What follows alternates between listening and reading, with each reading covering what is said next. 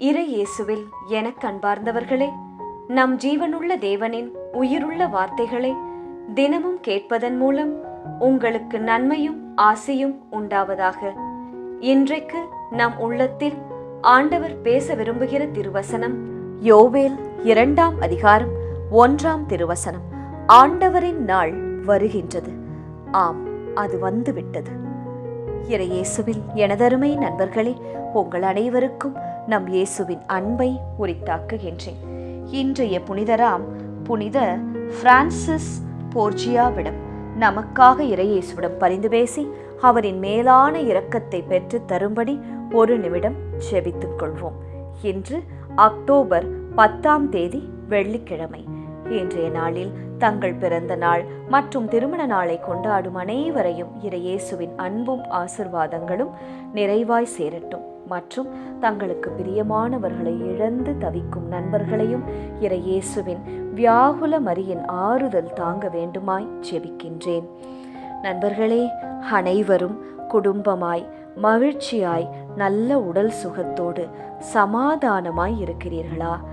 காசு பணம் இருந்தாலும் நல்ல ஒரு குடும்பம், பாசமான அன்பான நம்மேல் அன்பாக இருக்கும் கணவன் மனைவி பிள்ளைகள் தாய் தந்தை மாமியார் மாமனார் நாத்தனார் நண்பர்கள் இவர்களெல்லாம் இருக்கும் ஒரு அழகான குடும்பம் ஸ்ட்ராங்காக நமக்கு இருந்தது என்றால் அது ஒரு மிக மிக பெரிய இயேசுவின் ஆசிர்வாதம். நண்பர்களே, இந்த காலத்தில் உறவுகளின் வேல்யூ யாருக்குமே தெரியவில்லை.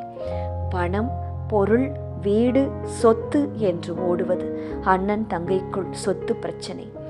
சரி, 70-80 வயதாகிவிட்டால் இந்த பணம் பெரிதாக நமக்கு தெரியாது. நாம் அனைவரும் குடும்பமாய் நண்பர்களாய் உறவினர்களாய் வாழ்ந்த காலம், கழித்த நேரங்கள், நீங்கள் சேர்த்து வைத்த அழகான மெமரிஸ். இதைத்தான் அசை போட்டு பார்ப்பீர்கள், நினைத்து பார்ப்பீர்கள். நினைவுகள் அதுதான் அன்று உங்களை வாழ வைக்கும்.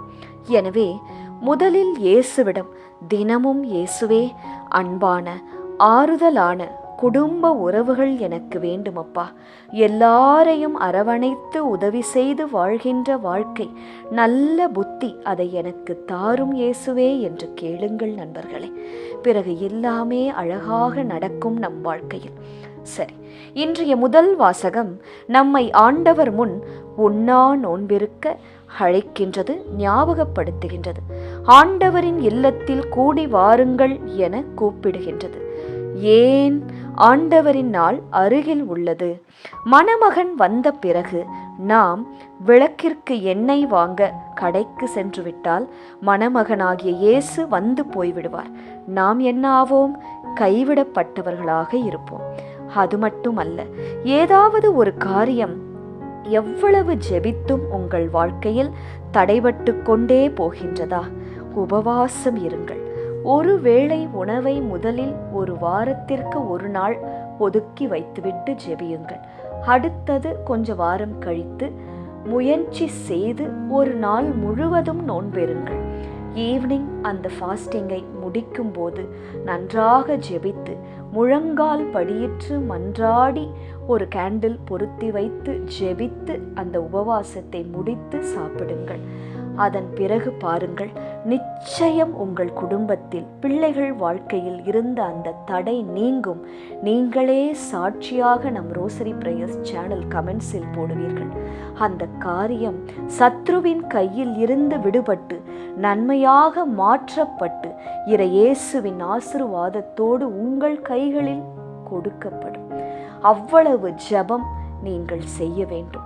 ஒரு ஸ்வீட் வாங்க வேண்டும் என்றால் அரை கிலோக்கு 200 ரூபாய் கொடுத்தாதான் அந்த ஸ்வீட் நமக்கு கிடைக்கும். அதுபோல எல்லா ஆசீர்வாதங்களும் ஆண்டவருடைய கையில் தயாராக இருக்கிறது. நாம் செய்ய வேண்டியது எல்லாம், அதற்கு எவ்வளவு ஜெபம் வேண்டுமோ அவ்வளவு ஜெபங்களை ஏறெடுக்க வேண்டும். ஏனென்றால் நாம் கேட்பது ஒன்றும் சாதாரண விஷயம் இல்லை. பெரிய ஆசீர்வாதங்களை கேட்கிறோம். ஒரு பிசினஸிற்காக, நல்ல வேலைக்காக, திருமண காரியத்திற்காக, குழந்தை வரத்திற்காக, ஒரு சொந்த வீட்டிற்காக, எல்லாம் பெரிய ஆசீர்வாதங்கள் தான். அதை அழகாக நாம் ஆண்டவர் கையிலிருந்து பெற்றுக்கொள்ள வேண்டும் என்றால் அவ்வளவு ஜெபம், அவ்வளவு பிரயாசம் தூபமாக விண்ணுலகிற்கு ஆண்டவரின் திருப்பாதங்களுக்கு எழுப்பப்பட வேண்டும். அப்போது நிச்சயம் விண்ணிலிருந்து தூதர் பதில் கொண்டு வருவார் நண்பர்களே. சரி, இன்றைய நற்செய்தி வாசகத்தில் இயேசு என்ன கூறியிருக்கிறார்? நான் மண்ணிலிருந்து உயர்த்தப்படும் போது அனைவரையும் என்பால் ஈர்த்து கொள்ளுவேன் என்பதாய். இயேசுவின் உயிர்ப்பு, அதுதான் கிறிஸ்தவத்தின் ஆணிவேர், அடித்தளம். இயேசு உயிர்த்தெழவில்லை என்றால் பாவத்திலிருந்து, சாபத்திலிருந்து நமக்கு விடுதலை கிடைக்காது. இயேசுவை ஒரு முறை கேட்டார்களாம், சொன்னார்களாம், நீ பேய்களின் தலைவனாகிய பெயர்சபூலை கொண்டே பேய்களை ஓட்டுகிறாய் என்பதாய்.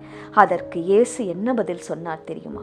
தனக்கு எதிராய் தானே பிளவுபடும் அரசும் சரி, வீடும் சரி, விழுந்துவிடும் என்றார். ஆம் நண்பர்களே, இன்று நிறைய குடும்பங்களில், ஆபீஸில், உறவுகள் மத்தியில் இதுதான் நடந்து கொண்டு இருக்கின்றது. பாசமில்லாத நிலை, ஒருவருக்கு ஒருவர் சண்டை போட்டுக்கொண்டு எதிரிகளாயிருக்கிறோம். பணம்தான் எல்லாம் என்று குடும்பத்தாரையே ஏமாற்றுகின்றனர். ஆனால் அதற்கு கிடைக்கும் தண்டனை மிக பயங்கரமாக இருக்கும். நம் குடும்பத்தில் அப்படியெல்லாம் இருக்கக்கூடாது என்று அனுதினமும் நம் குடும்ப சமாதானத்திற்காக நாம் ஜெபிப்பது அவசியம் நண்பர்களே. சரி, இன்றைய திருப்பாடல் வழி ஒரு குட்டி ஜெபம் ஜெபிக்கலாமா? இயேசுவே, என் முழு இதயத்தாலும் உம்மை புகழ்வேன். என் வாழ்வில் நீர் செய்த வியத்தகு செயல்களை எடுத்துரைப்பேன். இனி எனக்காக நீர் செய்ய போகும் நன்மையையும் நினைத்து மகிழ்வேன் இயேசுவே. நன்றி இயேசுவே. ஆமேன். இயேசு கிறிஸ்துவின் பெரிதான நாமத்தின் நிமித்தம் ஜெபிக்கிறோம். ஆமேன். ஒவ்வொரு நாளும் உங்கள் உள்ளத்தில் ஆண்டவர் பேச விரும்புகிற இறை வார்த்தையை தெரிந்து கொள்ள ரோசரி பிரேயர்ஸ் சேனலை சப்ஸ்கிரைப் செய்யுங்கள். மேலும் உங்கள் நண்பர்கள் மற்றும் உறவினர்களுடன் ஷேர் செய்யுங்கள். நன்றி.